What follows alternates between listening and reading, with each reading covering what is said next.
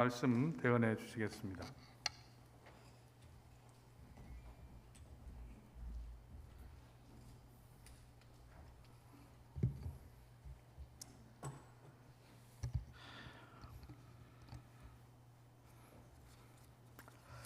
잠깐 기도하도록 하겠습니다. 함께 기도하겠습니다.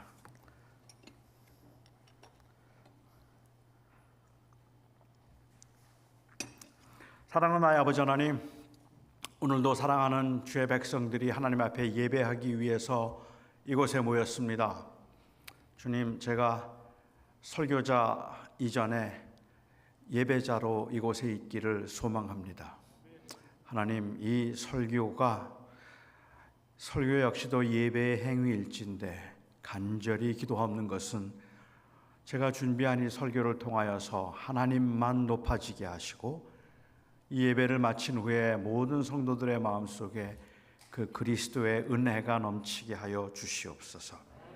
하나님께서 부족한 저를 감추어 주시기를 소망하며 예수님의 이름으로 기도하옵나이다.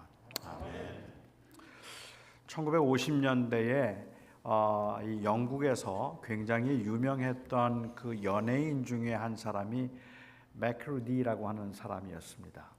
이 사람은 그 스탠드업 코미디언이라서 그냥 그 앞에 서서 많은 사람들에게 이제 코미디를 하는데 얼마나 팬들이 많았는지, 그리고 그가 얼마나 말을 잘했는지, 그가 말하면 웃고 그가 말하면 울었습니다. 사람들에게 그렇게 감동을 주고 공감을 형성하는 이 맥크루디의 그 코미디를 보면서 나중에 어떤 한 목사가 이 맥크루디를 찾아왔답니다. 그리고는 그에게 물었습니다. 제가 당신에게 조언을 구하고 싶습니다. 당신은 사람들 앞에서 꾸며낸 이야기를 하고 저는 사람들 앞에서 사실과 진리를 말하는데 어찌하여서 꾸며낸 말을 하는 당신의 말에는 사람들이 열광하고 진리를 말하고 있는 내 말에는 사람들이 시큰둥한지, 왜 그런지 그 이유를 좀 알고 싶습니다 라고 물었습니다. 맥크루디가 잠시 생각을 하더니 이렇게 대답을 했습니다. 어쩌면 그 이유는 나는 꾸며낸 말을 사실처럼 말하고 목사님은 사실을 꾸며낸 말처럼 말하기 때문에 사람들은 제 말에 더 감동을 하는 것 같습니다 라고 대답을 했다고 합니다. 사실을 알고 있는 사람들에게는 그 말이 사실인가 아닌가가 굉장히 중요하지만 사실을 알지 못하는 사람들에게는 그 전달하는 사람이 사실처럼 말하고 있는가 그렇지 않은가에 사람들은 무게를 두게 됩니다.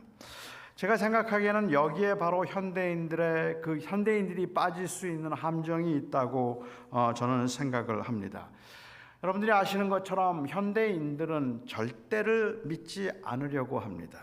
이 세상에 절대가 없다고 생각하거나 절대는 아무도 확실하게 말할 수 없는 그러한 그곳에 있다고 생각하는 불가지론적인 입장을 현대인들은 취하고 있습니다. 그렇기 때문에 객관적인 사실보다는 주관적인 감정이나 아니면 그 취향에 더 비중을 두고 있는 현대인들에게는 그것이 사실인가 하는 것보다 사실처럼 들리는가, 내가 듣고 싶은 말을 하고 있는가 하는데 더 큰 관심을 가질 수밖에 없겠죠. 그러니까 현대인들은 그 사실을 말하고 있는 뉴스보다는 오히려 듣기에 귀가 솔깃한 가짜 뉴스에 더 관심을 가지기 쉽습니다. 내 관심사를 이 호기심과 관심을 불러일으킬 수 있는 그 뉴스가 사실적인 뉴스보다 더 마음이 끌리는 이유가 있다면 어차피 그것이 사실인가 하는 문제보다 그 뉴스가 내 취향에 맞는가 하는데 더 큰 관심이 있기 때문에 그렇습니다. 그러다 보니까 교회에서도 성경을 바로 가르치고 성경 말씀을 설교하는가 하는 것보다 듣기에 좋고 마음에 와닿는 설교를 사람들은 훨씬 더 선호합니다. 정말로 그것이 하나님의 말씀이 그렇게 설명하고 있는가 하는 것보다 더 중요한 것은 내가 듣고 싶은 말을 해주고 있는가 하는 것에 의해서 좋은 설교 그리고 좋은 설교자가 결정된다는 말이죠. 마치 해석의 다양성과 그리고 또한 그 진리의 절대성은 서로 상충되는 것처럼 둘 중에 하나를 택해야 되는 것처럼 사람들은 생각하기 때문에 어차피 해석이라는 것이 다 귀에 걸면 귀걸이고 코에 걸면 코걸이라 이 목사님은 이렇게 말하고 저 목사님은 저렇게 말해서 사실과 진리의 그 객관적인 진리는 없다고 생각하는 바에는 그렇다면 그냥 내 마음에 끌리는 대로 듣는 게 좋지 않겠는가라고 생각을 합니다. 하지만 엄밀하게 그 성경이 말하고자 하는 객관적 사실이 있다면 그것은 굉장히 위험한 일일 텐데 제가 조금 더 설명을 드리자면 이런 겁니다. 현대 사회에서 유능한 세일즈맨은 자기가 파는 물건에 대해서 확신을 가지고 있는 사람이 아니라 다른 사람들로 하여금 그 물건에 확신을 가지도록 만드는 사람이 유능한 세일즈맨입니다. 예를 들어서 샴푸 광고를 보면 광고회사에서는 아주 머릿결이 굉장히 좋은 모델을 통해서 샴푸를 광고합니다. 머릿결이 좋은 그 광고 모델이 그 샴푸를 써서 머릿결이 그렇게 좋아진 것일까라고 묻는 사람은 별로 없습니다. 그것은 그렇게 중요한 일이 아니란 말입니다. 중요한 것은 그 머릿결이 굉장히 좋은 이 모델이 머리를 한번 슉 저었을 때 그 보여지는 그 매력, 그 매력에 사람들은 매료되어서 그렇다면 나도 저 샴푸를 써보고 싶다는 생각을 하게 되죠. 그 모델은 샴푸를 사용하지 않을 수도 있지만 그렇지만 현대 구매자들에게 있어서 중요한 것은 즉 그 모델의 역할은 이 샴푸를 사용함으로 보여진 효과를 증명하는 사람이 아니라 구매 충동을 느낄 만큼 매력적인 사람이면 되는 겁니다. 그게 바로 우리가 보고 있는 그 관심을 가지고 있는 부분이겠죠. 광고 모델은 따라서 자기가 광고하고 있는 이 상품에 대해서 확신을 가지고 있는 사람이라기보다는 그 상품에 대해서 다른 사람들이 그 확신을 가지도록 만드는 사람입니다. 제가 오랜만에 이 한국에 방문해서 TV를 보면 정말 대단하구나 생각하는 건 뭐냐 하면요, 이 광고예요. 이 쇼핑이에요. 이 TV에서 보여지는 쇼핑들이 채널 하나 바꿀 때마다 거기에 있어서 그걸 보고 있으면 사겠다 싶어요. 근데 정말로 그것이 그런 그 좋은 상품인지 아닌지는 그건 잘 모르죠. 아주 굉장히 오래전에 제가 한번 TV를 보다가 잘 안 보는 편인데 그 홈쇼핑 TV를 보다가 거기에서 이 손으로 들고 다니는 아주 간편하게 생긴 진공청소기 하나를 보았습니다. 이 키보드라든지 아니면 책상을 청소할 수 있는 진공청소기인데 이게 너무 좋아 보이는 거예요. 너무 그게 효과적인 것 같은데 가격이 그 당시 $10예요. 그래서 저는 얼른 그거를 구매했습니다. 제게 필요하기 때문에. 그리고 그것을 샀는데요, 조그만 종이도 못 빨아들여요. 아무 기능을 못해요. 정말로 그게 청소를 하지 못하는 거예요. 완전히 저는 속은 겁니다. 모양은 굉장히 그럴듯하고 이 박스에 들어있는데 너무 잘 포장이 됐는데 이건 아무 쓸모가 없는 거예요. 그래서 그걸 산 걸 억울해하다가 그 당시에 중학생이었던 제 아들 생일 선물로 줬습니다. 그래서 저는 크게 손해를 보지는 않았지만 하지만 거기 중요한 것은 그냥 제가 잘못해서 속은 건 제 잘못인 거고 광고를 하는 사람들의 입장에서는 사람들이 그것을 보고 좋다고 구매 충동을 느끼게 하면 성공이 되는 거라고 말합니다. 만일 그렇다면 설교나 전도는 어떨까요? 좋은 설교자 혹은 좋은 전도자는 다른 사람들로 하여금 자기가 전하는 것을 믿게 만드는 사람이라고 그렇게 말해도 괜찮겠습니까?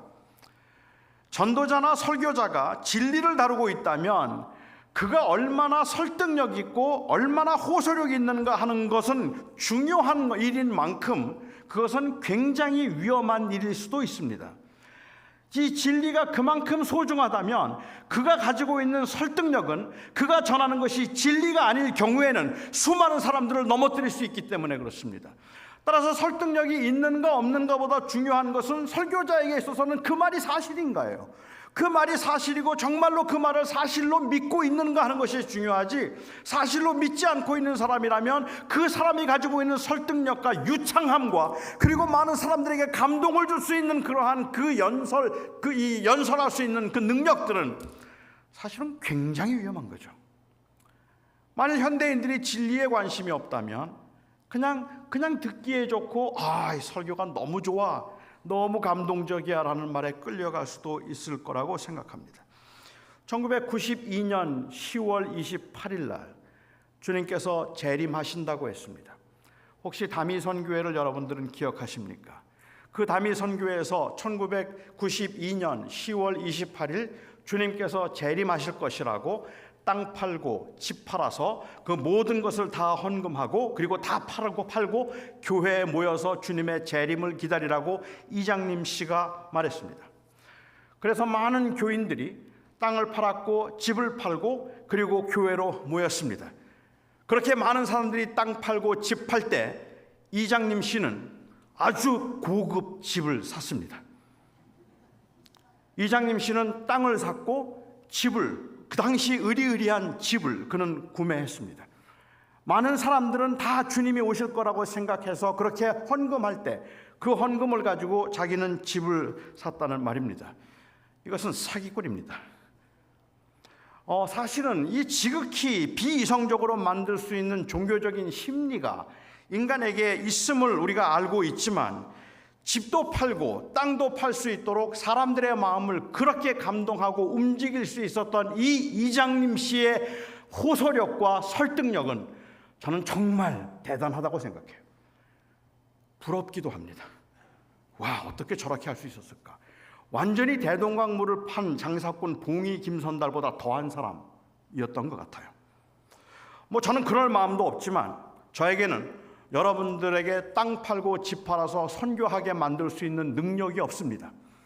제 말을 듣고 집을 판 분이 아직까지 한 명도 없었고, 제가 설교를 하는 동안에 제 설교를 듣고 땅 팔아서 그래서 헌신한 사람들 아직까지 한 명도 없었는데, 제가 보니까 김성호 목사님도 그 능력은 없어요. 아마도 여러분들을 설득해서 집 팔고 땅 팔아서 선교하게 하거나 교회 빌딩 짓게 만들 그런 능력은 없는 것 같아요. 하지만 그렇게 사람의 마음을 움직일 수 있는 호소력과 설득력이 있다고 해도 우리는 그런 사람들을 좋은 설교자라고 말하면 안 되는 겁니다. 우리는 그런 사람들을 훌륭한 설교자라고, 좋은 전도자라고, 좋은 목사라고 말하면 안 되는 겁니다. 우리는 그런 사람을 사기꾼이라고 불러야 합니다. 자기가 믿고 있지 않다면, 자기는 믿고 있지 않으면서 다른 사람들로 하여금 믿게 하는 능력이 탁월한 사람이라면 그런 사람들은 사실은 사기꾼이죠. 그건 진실한 목사라고 부를 수 없다는 말입니다. 자기가 믿고 있는 진리를 말하는 것이 아니기 때문에 그렇습니다. 자신은 확실하게 믿지 않는 것을 다른 사람들로 하여금 믿게 만들어서 그 삶을 헌신하도록 만들 수 있는, 그렇게 사람들의 마음을 잘 유도하고 뛰어난 행정력을 가지고 교회를 크게 성공시킬 수 있는 사람들을 미국에서는 테크노 패스토라고 부릅니다. 여기에 테크노 패스토라는 말을 굳이 번역하자면 목회 기술자입니다. 교회를 크게 세울 수 있고 사람들의 마음에 감동을 주고 설득을 해서 뛰어난 행정력을 가지고 그 많은 일들을 이루어낼 수 있기는 하지만 예수 그리스도의 복음과 진리에는 아무런 관심도 없는 사람들입니다. 만약에 설교가 그리고 목회가 이 사람들의 생명을 다루는 일이라면 이 생명을 다루는 일에 있어서 가장 중요한 것은 사실성과 그리고 진실성입니다. 제가 여기서 말하는 사실성이란 그것이 과연 진리인가 하는 것이고, 여기에 진실성이란 그 진리를 말하는 사람이 진실로 그렇게 믿고 있는가 하는 것입니다. 정말로 그렇게 믿고 있어서 그 말을 하고 있는가 하는 것이 진실성이라고 볼 수 있을 것 같아요. 저는 이 사마리아 여인이 주님과 이 대화에서 주님의 말씀을 얼마나 잘 알아들었는지 그거는 잘 모르겠습니다. 개인적으로 사마리아 여인이 저는 죄인이었다고 생각하지는 않아요. 물론 죄인이라고 생각하는 사람도 있습니다만은 5번을 이혼했기 때문에 사람들에게 죄인이라는 그 죄인 취급을 받았고 죄인이라고 그렇게 이 판단을 해서 정죄를 받기는 했지만 엄밀히 그 여인이 5번을 이혼했기 때문에 죄인이라고 말할 수 있었던 것은 그 당시 사회가 남성 위주의 사회였기 때문에 그렇다고 말할 수 있을 것 같아요. 왜냐하면 그 당시 사회에서는 여성이 주도적으로 이혼할 수 없었기 때문입니다. 그러니까 조금 더 정확하게 말하자면 이 여인은 5번을 이혼한 사람이 아니라 5번을 이혼당한 사람입니다. 자기가 이혼을 한 것이 아니라 오히려 남자들에 의해서 버림을 받은 것이고, 그리고 또한 지금 살고 있는 남자도 그래서 결혼도 하지 않은 채 자기를 이용하고 있는 사람이었다고 말해도 좋을 것 같아요. 어떤 이유에서든지 간에 굉장히 많은 상처를 가지고 고달프고 힘들고 피곤하게 살아서 그 극심한 외로움 가운데 함께 물을 길러 올 때는 다른 여인들과 같이 물을 길러 오는 것이 일반적인 상례인데 아무와 같이 올 수가 없어서 혼자 물을 길러 와야 했던 그 외로움, 사람들을 만나는 것이 두려웠던, 상처가 깊었던 그 여인이었으면 틀림이 없습니다.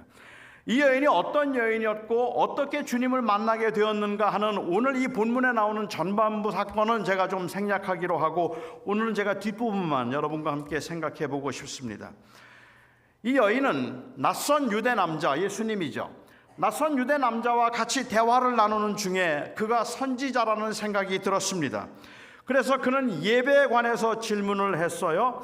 그 남자는, 예수님께서는 하나님은 영이시기 때문에 신령과 진정으로 예배하는 것이라고 말씀을 하셨고, 유대인들은 예루살렘에서 예배해야 된다고 말하고 사마리아 사람들은 그리심산에서 예배해야 되는데 어디가 하나님의 성입니까? 어디에서 예배를 하면 하나님이 받으시겠습니까? 라고 물었던 그 여인에게, 아니 그 당시의 신학적인 문제에 대해서 주님께서 대답하시기를 하나님은 이 산도 아니고 저 산도 아니고 예루살렘도 아니고 하나님은 영이시기 때문에 어느 곳에서 예배하든지 신령과 진정으로 예배하면 된다고 말씀하시는데 그 가르침이 너무 충격적이고 신선했어요. 와, 그렇지, 그게 맞겠지. 너무 마음에 와닿습니다. 그래서 그 여인이 말합니다. 메시아가 오시면 그러면 우리가 어디서 예배를 해야 되는지, 그리고 그렇게 신령과 진정으로 예배할 수 있을 겁니다. 내가 메시아가 오실 줄을 아노니 그가 오시면 이 모든 것을 우리에게 알려주실 겁니다 라고 말했습니다. 그때 비로소 예수님께서 처음으로 네게 말하고 있는 내가 곧 메시아야 라고 말씀하셨습니다. 내가 바로 메시아다 말씀해 주셨죠. 그렇게 말씀을 하시자마자 이 여인과 대화를 나누기 전에 제자들이 왔어요. 제자들은 예수님께서 그 사마리아 여인과 대화를 나누는 게 굉장히 이상했습니다. 유대 남자가 사마리아 여인과 둘이 대화를 나눈다는 게 이해가 되지 않았지만 아무도 묻지는 않았어요. 아무도 말하지 않았습니다. 하지만 이 여인은 더 이상 예수님과 대화를 나눌 수는 없었습니다. 돌아온 제자들을 보면서 이 여인은 갑자기 아주 급하게 동네 마을로 들어갔습니다. 예수님과 대화를 나누는 내내 굉장히 신선한 충격을 받았을 겁니다. 자기의 모든 과거를 다 말해줄 수 있는 사람, 예배에 관해서 아주 신랄하게 그러나 정확하게 가슴을 시원하게 해주는 말을 해줄 수 있었던 사람. 제가 갑자기라는 말씀을 드렸던 것은 요한은 굳이 말하지 않아도 됨에도 불구하고 이 여인이 예수님을 만나고 제자들이 돌아오자 마을로 다시 돌아갔는데 물동이를 버려둔 채 돌아갔더라고 얘기했어요. 물동이를 그냥 내버려 두고 갔다는 말을 일부 신학자들이 얘기하는 것처럼 세상의 일들에는 이제 관심을 갖지 않고 영적인 것에만 관심을 갖게 한 것이라는 그런 그런 해석은 조금 비약일 수 있겠지만, 저는 이 여인이 예수님과 받은 그 대화에서 나는 충격이 있었기 때문에, 그렇기 때문에 그는 그 물동이는 그에겐 굉장히 소중한 거예요. 그가 그곳에 왔던 이유이기도 해요. 그런데 그 물동이를 내버려 둔 채 그는 그냥 마을로 뛰어 들어갔습니다. 그 심경의 변화가 있었던 것이죠. 그리고 동네 사람들에게 말하기 시작합니다. 내가 행한 모든 일을 말하는, 알고 있는 한 사람을 만났습니다.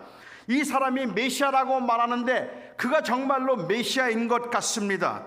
이 여인이 말하고 있는 내가 행한 모든 것이 무엇입니까? 이혼한 거 아닙니까? 자기의 삶에 불행했던 일들 아닙니까? 다시 말씀드리면 상처이고, 그리고 불필요할 수도 있겠지만 그 평생을 그가 가지고 다녔던 일종의 죄책감들입니다.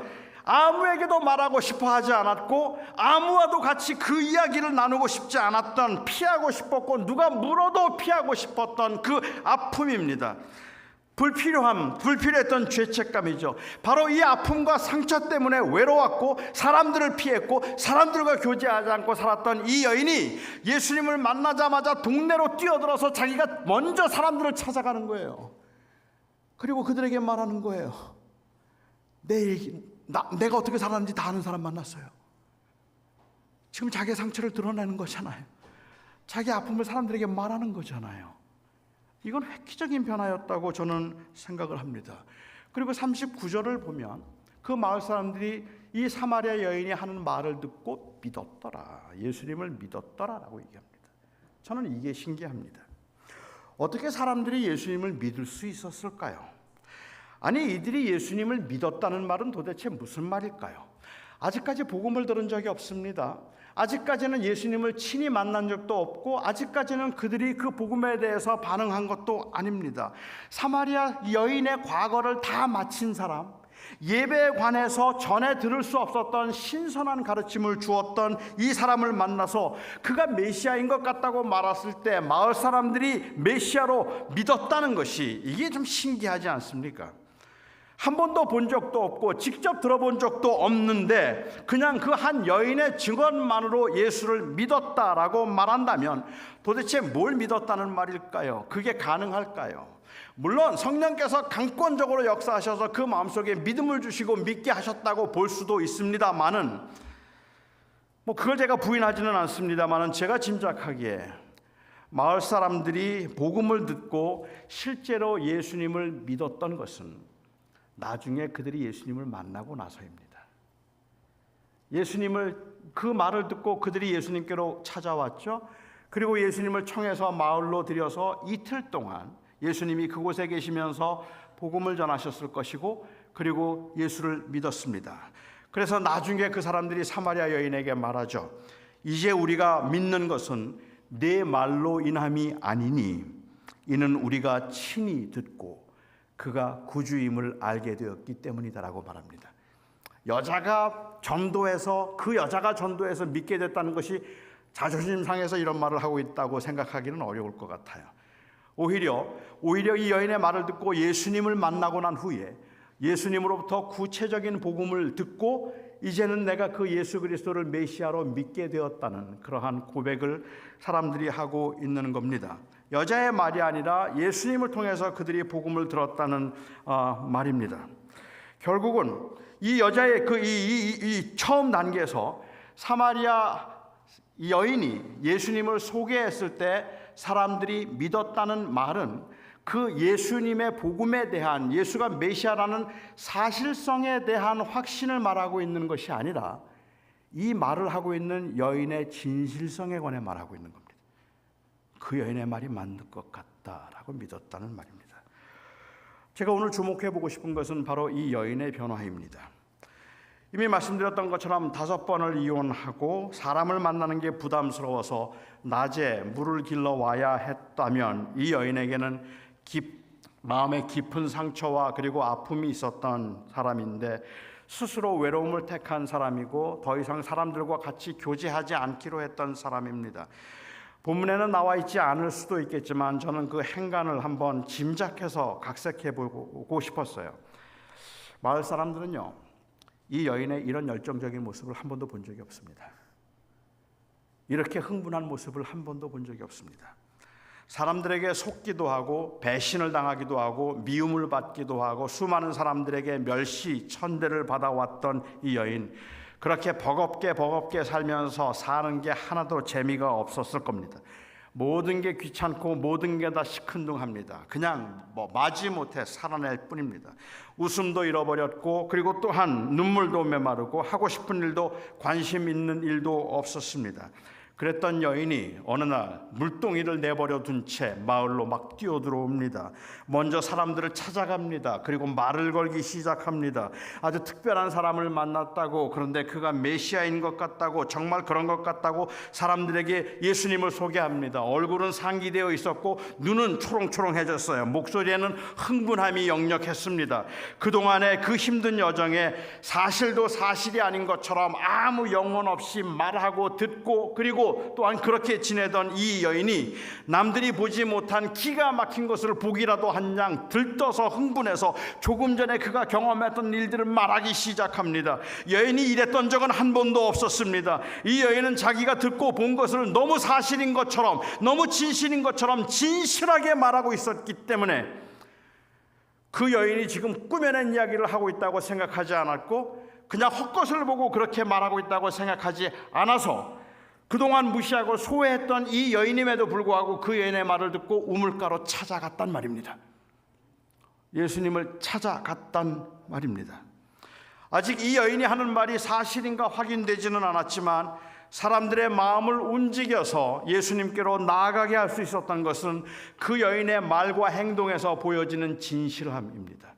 그 진실함이 뜨거웠기에 그리고 진짜 같았기에 사람들의 마음을 움직일 수 있었던 거죠. 이 여인이 할 수 있었던 일은 딱 거기까지였습니다.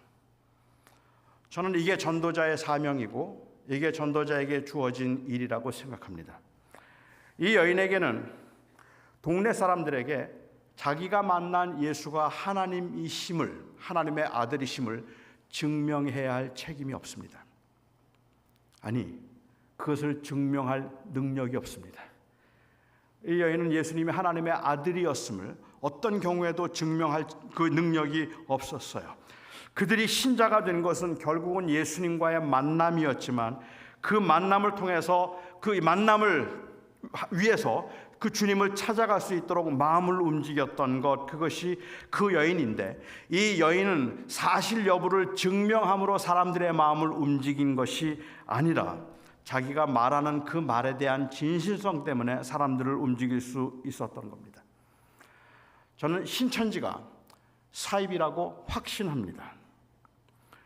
저는 여호와 증인이 성경을 왜곡되게 해석해서 잘못 가르치고 있는 이단이라고 저는 확신합니다. 그들이 잘못되고 그들이 틀렸다는 것을 저는 확신하기 때문에 사실은 이 사실이 아닌 것을, 틀린 것을 너무 확신에 차서 목숨을 걸고 전하고 있는 그들의 모습이 두렵습니다. 결국 사람들의 마음을 움직일 것은 그것이 사실인가 아닌가를 결정하기 이전에 사람들의 마음을 움직일 수 있는 것은 그 진실성이라고 생각하기 때문에 그렇습니다. 사입인데, 신천지 틀렸는데, 그런데 사람들은 그 말을 듣고 그들이 하는 행동을 보면서 진짠가? 하는 생각이 들 만큼 진실해 보인다는 것이죠. 저는 개혁주의 신학이 가장 성경적이라고 확신합니다. 웨스민스터 신앙 고백은 하나님의 말씀을 가장 잘 요약한 것이라고 저는 믿고 있고, 그리고 웨스민스터 신앙 고백을 우리가 진지하게 할 수 있는 사람이라면 그 사람은 틀림없이 구원에 이른 사람일 것이라는 확신도 저에게 있습니다. 그런데 저에게 두려운 것은 웨스민스터 신앙을 고백하고 개혁주의를 말하고 있는 사람들의 그 미지근한 반응입니다. 고백을 하는데, 그게 사실이라고 고백을 하고 있는데, 그런데 그 고백이 너무 영혼이 없어요. 그 안에 생명이 없는 것처럼 보여진다는 말입니다. 그 고백을 듣고 있는 사람들은 그냥 하나의 어떤 이 사변적인 이야기들을 그냥 믿고 있는 사람처럼 보여지지 진실해 보이지 않는다는 거예요. 차라리 사이비라고 말하는 신천지가 더 진실해 보인다는 거예요. 이게 저를 무섭게 만든다는 말입니다.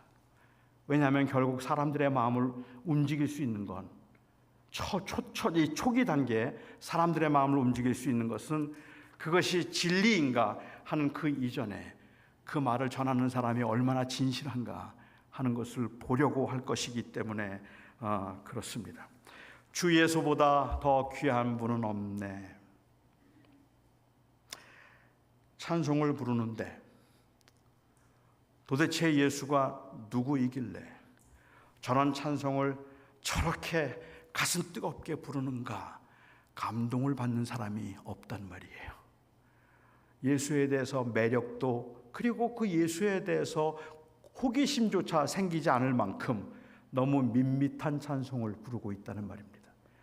전등하사 천지를 만드신 하나님 아버지를 내가 믿는다고 말하지만, 그렇게 고백하는데 그 고백도 진실해 보이지가 않아요.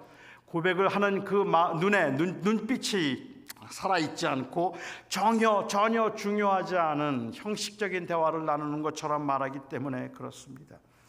우리는 돈을 사랑하면 안 되고, 돈은 일만하게 뿌리가 되어서 우리는 돈을 사랑하고 돈에 우리의 인생을 거는 사람들이 아니라 영원한 하나님의 나라에 소망을 두고 영원한 하나님의 나라를 바라보며 사는 사람들입니다. 열변을 토하는 그 설교자가 그렇게 설교를 하면서 돈에 집착하는 모습을 보고, 그리고 조금 교회가 컸다 하면 그것을 어김없이 세속하는 모습을 보면서 세상 사람들은 그 설교가 진실하다고 생각하지 않는단 말입니다.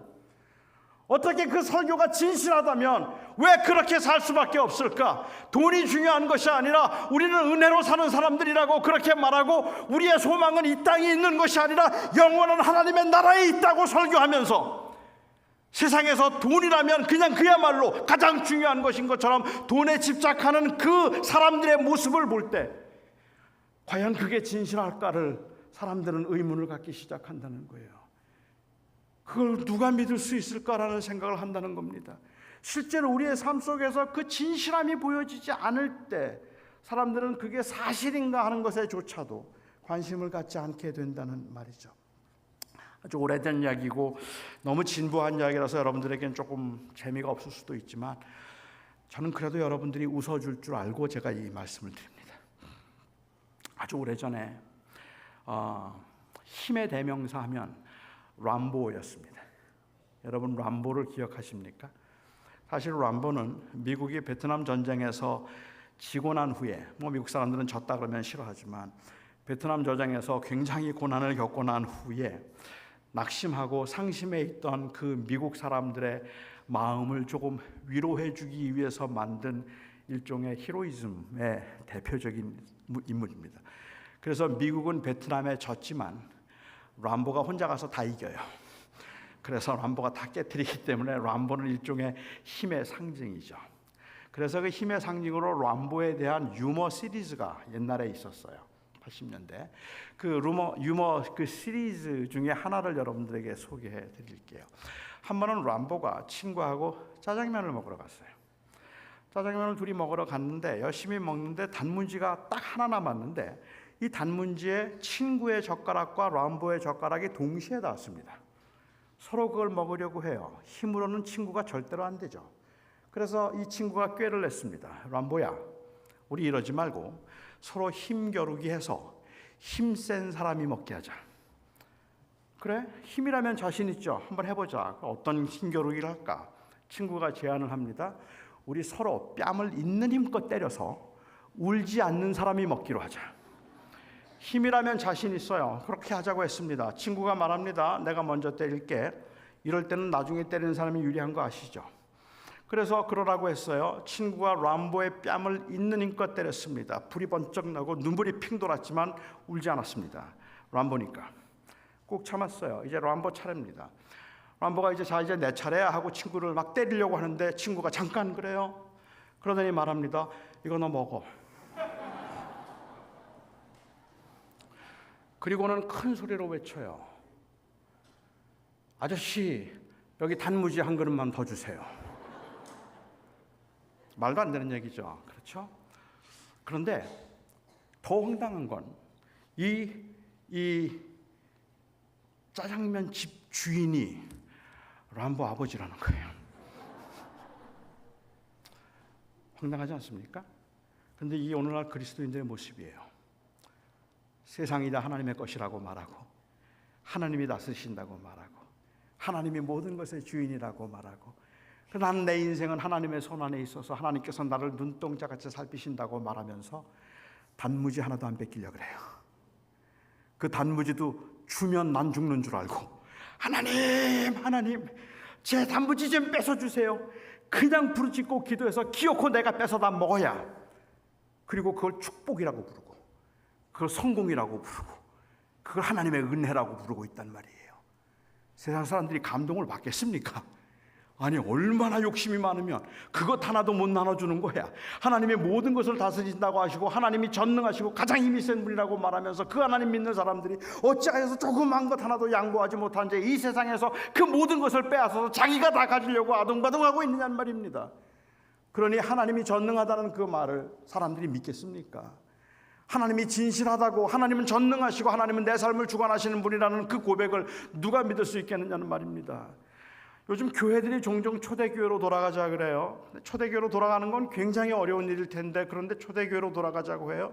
초대교회로 돌아가자는 건 기도 열심히 하고 열심히 같이 교제하고 성경 공부를 하는 것, 단순히 그것만을 말하지 않습니다.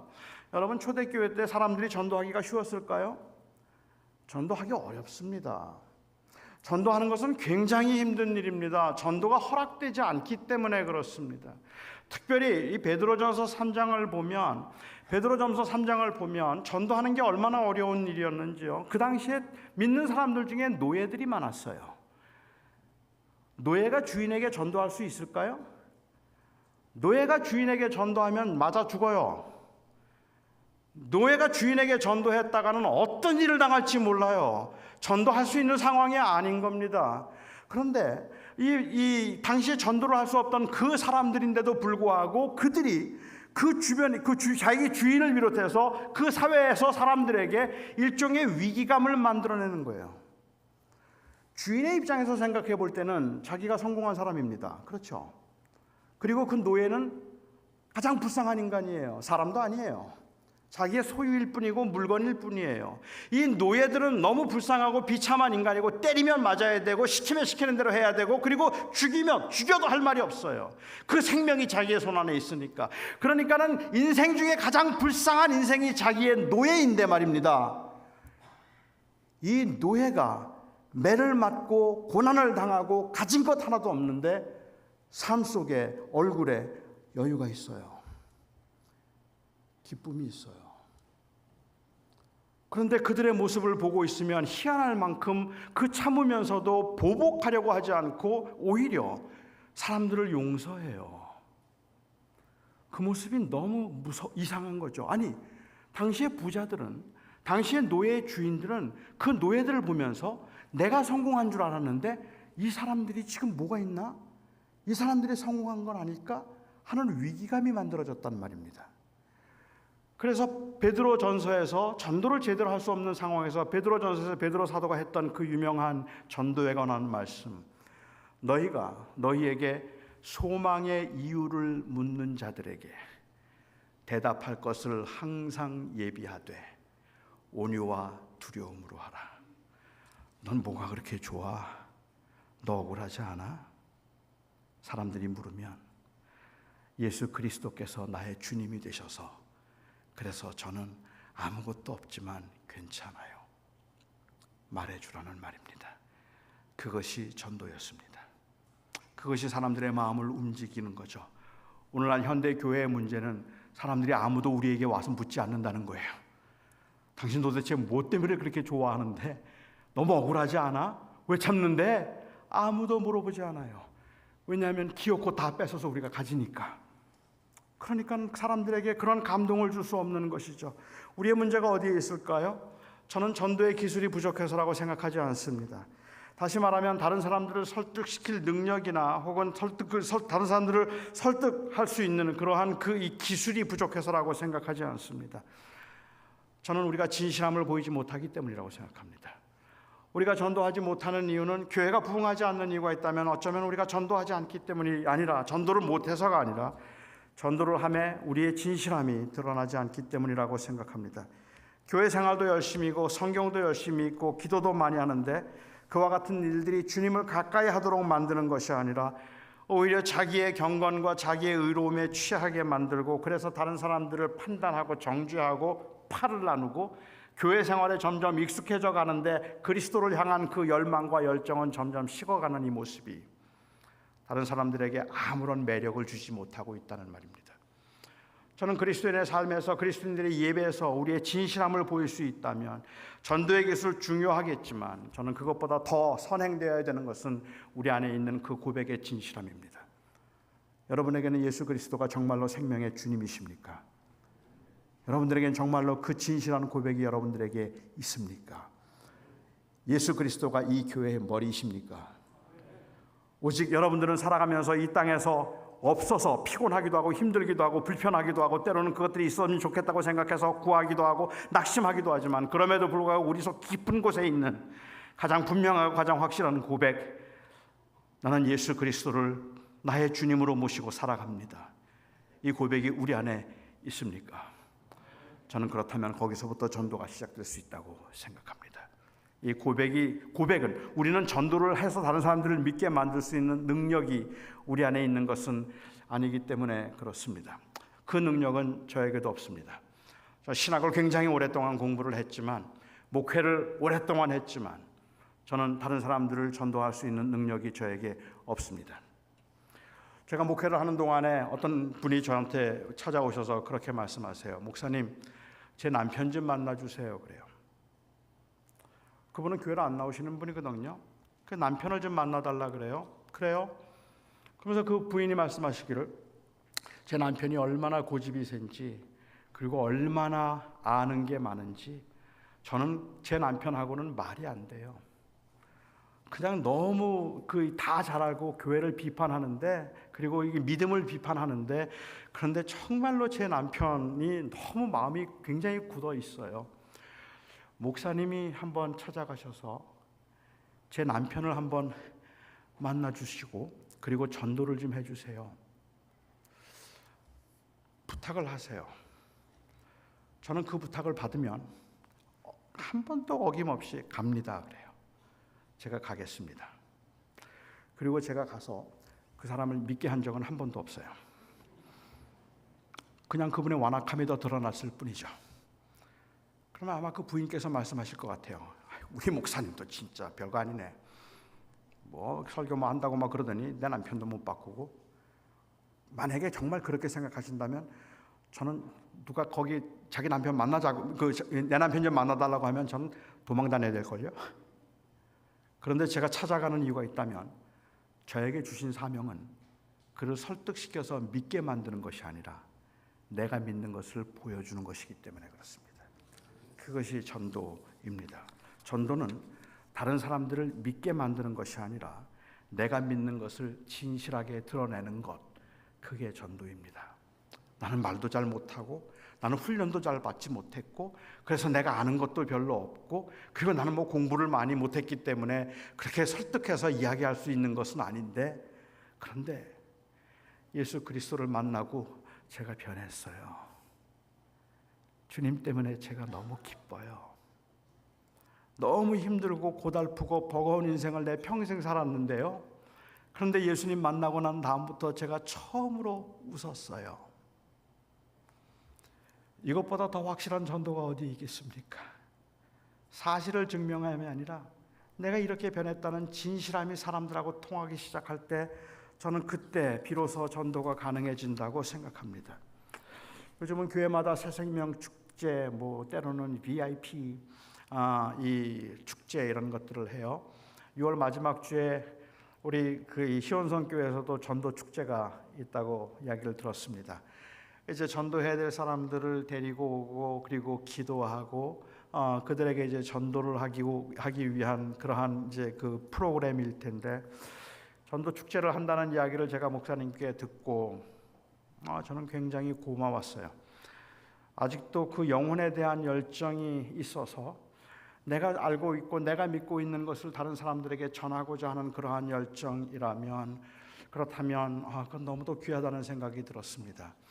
하지만 새생명 축제니 전도 축제니 하는 것들이 내가 얼마나 진실하게 믿고 있고 내가 믿는 것을 얼마나 간절하게 다른 사람들에게 전하려고 하는가 하는 그것보다는 오히려 어떻게 하면 주변에 있는 사람들 불러다가 이 시온성 교회를 부흥하게 만들 수 있을까 하는 일종의 교회 프로그램이 되면 세상 사람들은 이미 벌써 그 얄팍한 상수를 눈치챘습니다. 이제는 그것 가지고는 교회 오지 않습니다. 그래도 교회 오도록 하고 싶으시다면, 그렇다면 그분들이 다 알고 있기 때문에 교회 처음 나온 분에게 미국 가는 왕복 비행기표 하나 해주세요. 그러면 많이 나올 겁니다. 아니요, 그런 마음으로 전도하는 거 아니잖아요. 전도 축제 그렇게 하는 거 아니잖아요. 우리가 만난 예수님 보여주고 싶은 거잖아요. 우리가 만났던 예수님을 다른 사람들에게도 소개해주고 싶은 거잖아요. 내가 이렇게 변했는데 이거 아니면 생명이 없기 때문에 주변에 있는 가까운 사람들, 아직도 어려운 사람들, 교회 상처받고 떠난 사람들을 불러서 그들에게 예수 그리스도가 내 생명이고 우리가 얼마나 진실하게, 얼마나 진지하게 예배하고 있는가를 보여주고 싶은 거잖아요. 아닌가요? 전 이게 전도라고 생각합니다. 그래서 전도 못한다고 낙심하지도 마시고, 나는 내가 할 일이 아니라고 생각하지도 마시고, 나는 전도에 은사가 없다고 말씀하지도 마시고, 전도 교육받은 적이 없어서 나는 못하겠다고 말씀도 하지 마시고, 그냥 주변에 있는 사람들에게 여러분들이 진실하게 나는 예수 그리스도를 진짜 믿는데 너무 좋아요, 같이 믿었으면 좋겠어요, 그 말에 무게가 실리기 시작하면 그게 전도입니다. 기도하겠습니다. 사랑하는 나의 아버지 하나님, 우리가 이 세상에 살면서 그리스도의 복음을 드러내며 살고 싶은데, 많은 사람들은 우리가 하고 있는 이 말이, 우리가 하고 있는 이 예배가 진실하지 않다고들 생각을 합니다. 그래서 너무 답답하고, 그래서 너무 죄송합니다. 비록 매일 흔들리고 매일 넘어지고 그 연약함에 때로는 몸부림을 치지만, 예수 그리스도는 제게 생명입니다. 예수 그리스도는 저에게 모든 겁니다.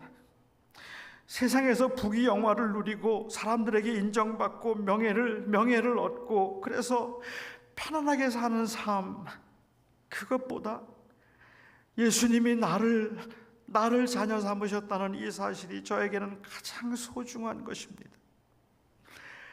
그 고백은 분명한데, 주님, 살아가면서 바람이 불 때마다, 물결이 일 때마다 자꾸 쓰러져서 속이 상합니다. 세상 사람들은 그 진실함을 보지 못하겠다 싶을 때 너무 속상하고 화가 납니다.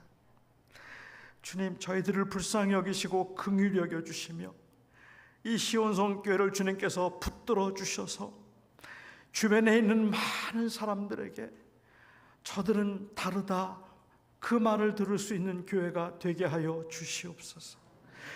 저들은 진짜 믿고 있다, 그 말을 들을 수 있는 교회가 될 수 있도록 주여 붙들어 주시고, 바로 그 고백을 이 지역 주변에 알릴 수 있는 좋은 행사가 이제 이번 달 말에 있는 전도 축제가 될 수 있도록 주님 붙들어 주시옵소서.